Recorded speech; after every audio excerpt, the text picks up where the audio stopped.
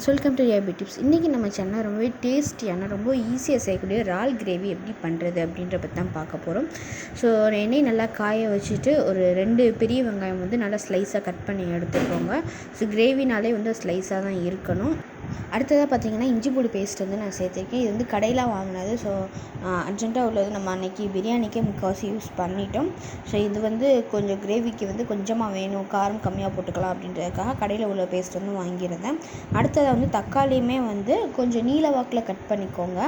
அப்போ தான் கிரேவி நல்லா கொதித்து வரும்போது இந்த தக்காளி வந்து சில்சத்துலாம் வருது. ஸோ கடைசி வீடியோவில் பார்த்தீங்கன்னா தெரியும். அதனால் நீங்கள் வந்து அரைச்சி யூஸ் பண்ணிக்கோங்க. அடுத்து தக்காளி வெங்காயம் எல்லாமே நல்லா மசிஞ்சு வந்ததுக்கப்புறம் நம்ம என்ன பண்ண போகிறோம், எண்ணெயில் நல்லா பிரிஞ்சு வந்துடுச்சு. நம்ம வந்து அடுத்ததாக வந்து மசாலாஸ் சேர்க்க போகிறோம். என்னென்னு பார்த்தீங்கன்னா மஞ்சத்தூள், மிளகாத்தூள், கரம் மசாலா, அதுக்கப்புறம் வந்து சீரகத்தூள், இது எல்லாத்தையும் போட்டு மிக்ஸ் பண்ணிட்டுருங்க. ஸோ எண்ணெய் பிரிஞ்சு வந்ததுக்கப்புறம் வந்து நம்ம இந்த ஸ்டேஜில் வந்து இறால் எல்லாமே வந்து க்ளீன் பண்ணி வச்சுருக்க இறால் எல்லாமே நம்ம போட்டுடணும். மசாலாவில் கொஞ்சம் வெந்ததுக்கு அப்புறம் தான் வந்து நம்ம தண்ணி ஊற்றணும் இறால்.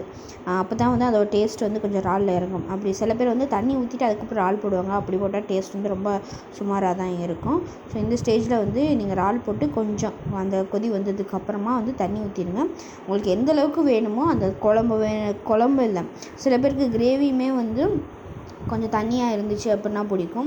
ஸோ அப்படி இல்லாமல் உங்களுக்கு எந்த அளவுக்கு வேணுமோ அதெல்லாம் தண்ணி ஊற்றிக்கோங்க. தண்ணி ஊற்றிட்டு லாஸ்ட்டில் வந்து கொஞ்சம் பெப்பர் தூள் போட்டுக்கோங்க. பெப்பர் தூள் போட்டுட்டு நல்லா கொதி வரணும். ஏன்னா உங்களுக்கே தெரியும், நல்லா கெட்டியாக வந்ததுக்கப்புறம் வந்து நீங்கள் ஆஃப் பண்ணுங்கள். எனக்கு வந்து இல்லை நைட்டுக்கும் வேணும் அப்படின்னா அதுக்கேற்ற மாதிரி தண்ணி ஊற்றிக்கோங்க. இல்லை நான் பகலே முடிச்சிடுவேன் அப்படின்னா நீங்கள் வந்து அதுக்கேற்ற மாதிரி கிரேவி வந்து எனக்கு கொதிக்க வச்சுக்கோங்க. ஸோ நீங்கள் பார்த்தீங்கனாலே தெரியும்.